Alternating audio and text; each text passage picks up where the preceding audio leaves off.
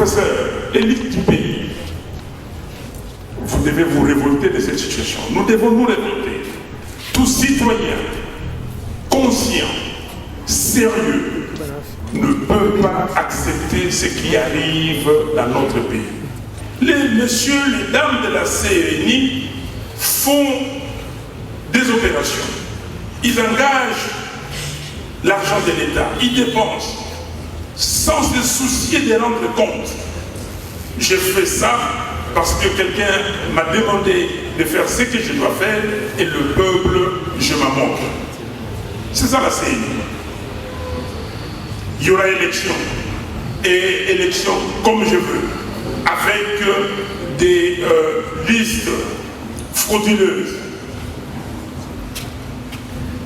Qu'on nettoie les listes, qu'on nettoie les fichiers ou pas, je m'en fous, je vais faire les élections. Demander l'audit de la CNI, ce n'est pas mon problème, je suis président de la CNI. Donc il n'y a pas de redevabilité, pas de transparence. Les attributions des responsabilités, il n'y a pas de clarté. Qui fait quoi? Le président fait tout, il décide de tout, il change tout. Le dernier groupe de problèmes, c'est que ce président qui fait tout, ces membres qui font tout sont impunis. Comment voulez-vous que ces gens-là qui ont dépensé près d'1 milliard de dollars, où tout le monde dit qu'on a volé l'argent, mais ils sont là, pas d'audit, ils ne vont pas en prison. Mais ces gens-là de la CENI, qui, dans les milieux privés aujourd'hui, disent qu'ils ont fabriqué les résultats. Et tout le monde le sait. Pas d'impunité. Est-ce qu'on peut accepter ça? Est-ce que nous sommes dans la jungle? Donc, nous avons dit, n'étant pas dans la jungle, il faut réformer la CENI. La vraie réforme, ce n'est pas ce qu'on appelle en français le saupoudrage. Vous prenez quelques articles, très rapidement, vous vous appelez ça réforme de la loi organique portant organisation et fonctionnement de la CENI. Non, nous allons de fond en comble. Nous voulons dépolitiser la CENI. Je ne reviens pas.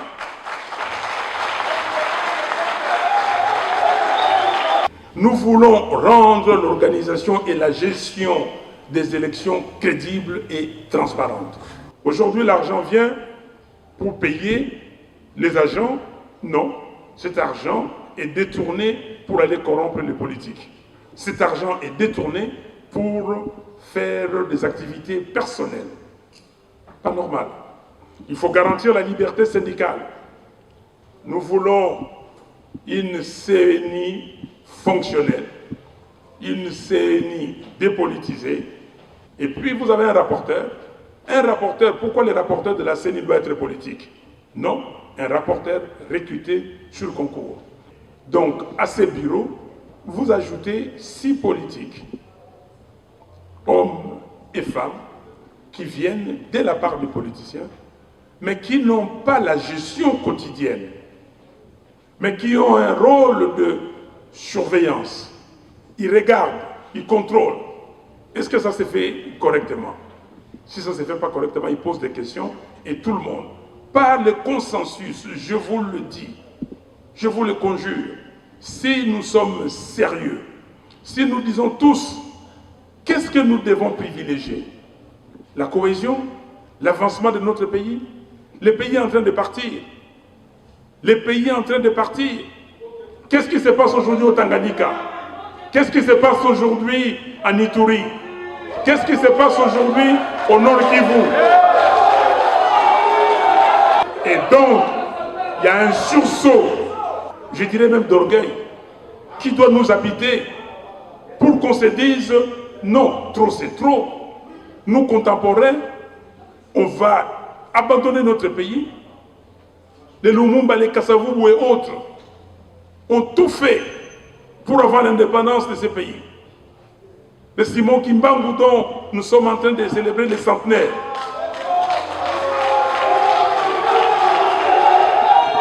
Donc, il y a un sursaut d'orgueil qui doit nous habiter pour qu'on se dise, mettons ce qui nous divise de côté.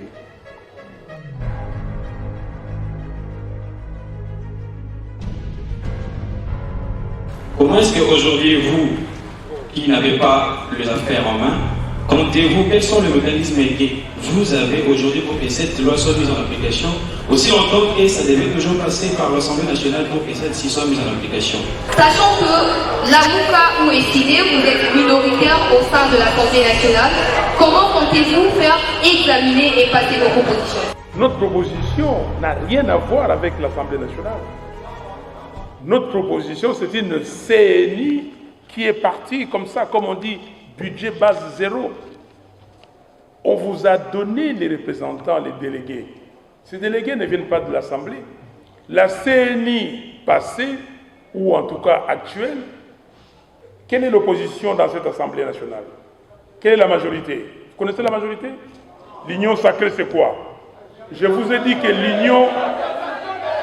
Merci. Je vous ai dit que l'union sacrée, c'était une deuxième grossesse du couple Kabila et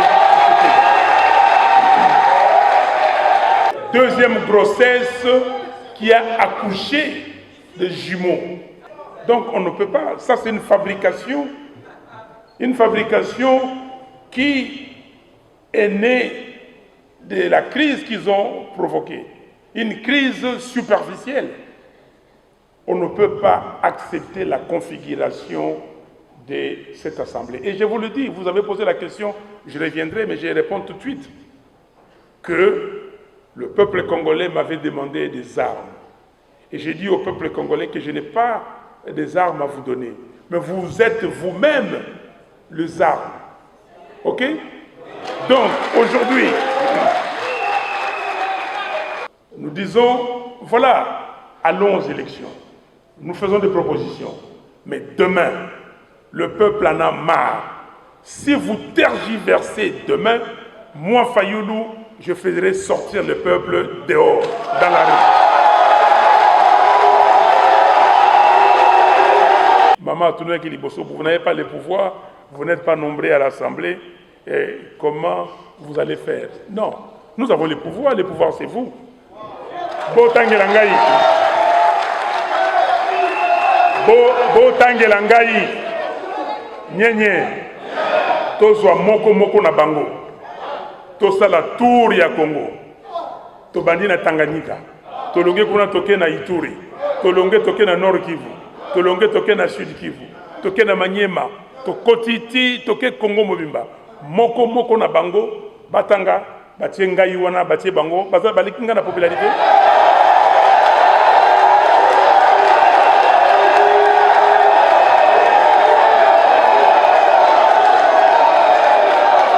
62,11% oyo ebimaki na serveur ya Seni.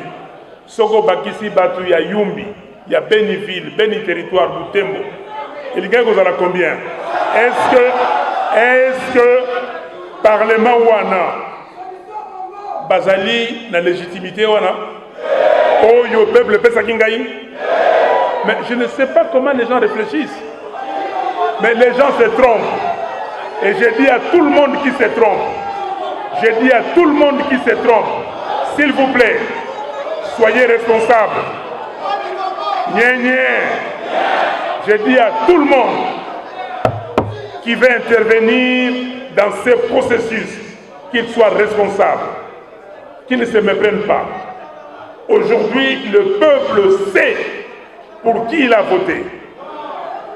L'élection présidentielle, c'est un peuple avec un homme ou une femme. N'est-ce pas? Et les Congolais savent. Donc, et j'ai dit, j'ai pris mon bâton de pèlerin et nous n'allons plus laisser faire les choses comme eux ils les entendent.